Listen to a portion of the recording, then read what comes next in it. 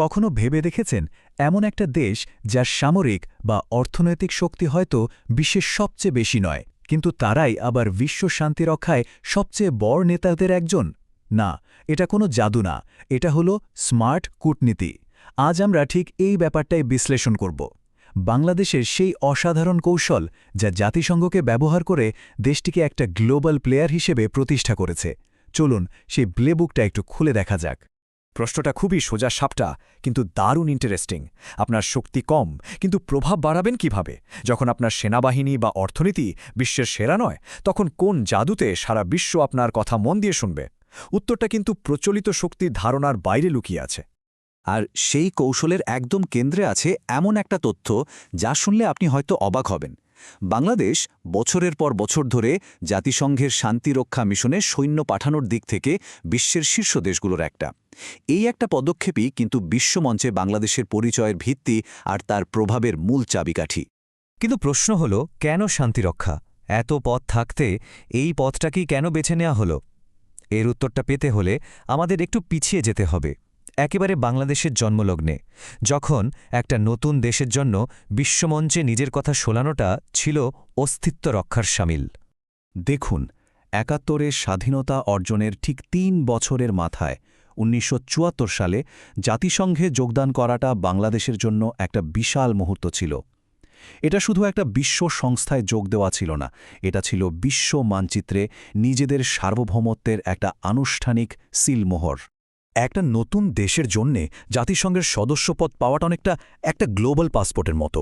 এটা দিয়েই তো আন্তর্জাতিক স্বীকৃতি আসে, সার্বভৌমত্বের একটা নিরাপত্তা পাওয়া যায়, আর সবচেয়ে বড় কথা, বিশ্ব দরবারে কথা বলার একটা অধিকার জন্মায়। বলতে পারেন এটা ছিল বিশ্বমঞ্চে বাংলাদেশের আনুষ্ঠানিক প্রবেশদ্বার। আর ঠিক এই জায়গা থেকেই বাংলাদেশ তার স্মার্ট পাওয়ার প্লেবুকটা খেলা শুরু করে। চ্যালেঞ্জটা একদম পরিষ্কার ছিল, যখন পেশি শক্তি বা টাকার জোর নেই, তখন নিজের প্রভাবটা তৈরি করা যাবে কিভাবে? বাংলাদেশের উত্তরটা খুঁজে নিয়েছিল বুদ্ধির জোরে। দেখুন, বিশ্বে প্রভাব খাটানোর রাস্তা মূলত দুটো। একটা হলো হার্ড পাওয়ার, মানে মিলিটারি আর টাকা পয়সার জোর, আর আরেকটা হলো সফট পাওয়ার, মানে নিজের সংস্কৃতি, আদর্শ আর কূটনীতি দিয়ে অন্যদের আকর্ষণ করা। এখন বাংলাদেশের মতো একটা দেশের জন্য প্রথম রাস্তাটা বেশ কঠিন, তাই বাজিটা ধরা হলো দ্বিতীয় পথে, মানে সফট পাওয়ারের ওপর। বাংলাদেশের এই স্মার্ট পাওয়ার স্ট্র্যাটেজিটা মূলত ৩টা শক্ত পিলারের উপর দাঁড়িয়ে আছে। প্রথমটা হলো শান্তি রক্ষায় নেতৃত্ব দিয়ে একটা গ্লোবাল গুড ব্র্যান্ড তৈরি করা। দ্বিতীয়টা আন্তর্জাতিক আইনকে নিজের বর্ম হিসেবে ব্যবহার করা।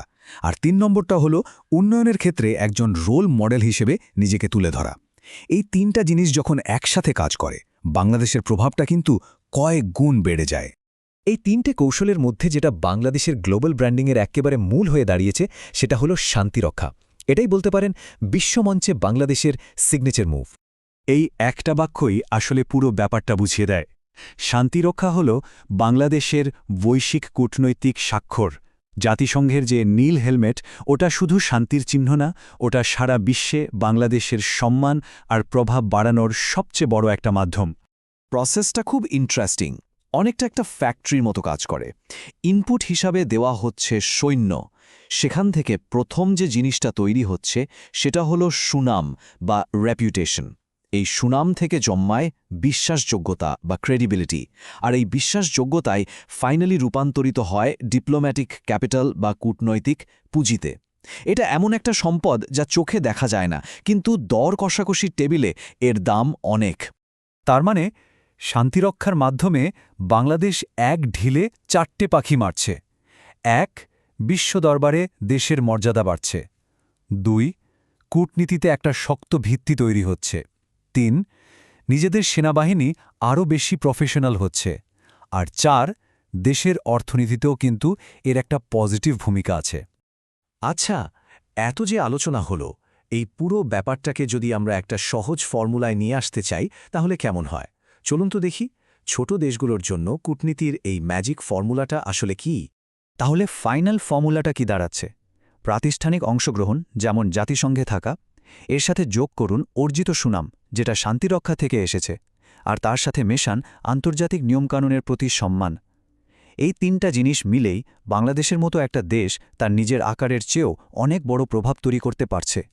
আচ্ছা, এই পুরো কৌশলটা যদি একটা মাত্র ছবিতে মনে রাখতে বলা হয় তাহলে সেটা কি হবে? চলুন আমরা মাথায় এমন একটা ছবি এঁকে নিই যা এই আইডিয়াটাকে আর কখনো ভুলতে দেবে না। ছবিটা হলো এটাই, বাংলাদেশ হচ্ছে একটা ছোট কিন্তু খুব স্পষ্ট কণ্ঠ, আর জাতিসংঘ হলো সেই বিশাল গ্লোবাল মাইক্রোফোন, যেটা ওই ছোট কণ্ঠটাকে বহুগুণে বাড়িয়ে সারা বিশ্বের কাছে পৌঁছে দিচ্ছে। বাংলাদেশের স্মার্ট পাওয়ারের আসল রহস্য কিন্তু এটাই। তাহলে শেষ প্রশ্নটা কি, প্রভাব আর শক্তি কি একই জিনিস? বাংলাদেশের ঘটনাটা আমাদের দেখাচ্ছে যে না, সব সময় না। একটা দেশের হাতে হয়তো বিশাল সামরিক বা অর্থনৈতিক শক্তি নেই, কিন্তু সঠিক কৌশল আর প্ল্যাটফর্ম ব্যবহার করে সে একটা দারুণ প্রভাবশালী কণ্ঠস্বর হয়ে উঠতে পারে। আর ২১ শতকের কূটনীতিতে এটাই হয়তো সবচেয়ে বড় শিক্ষা।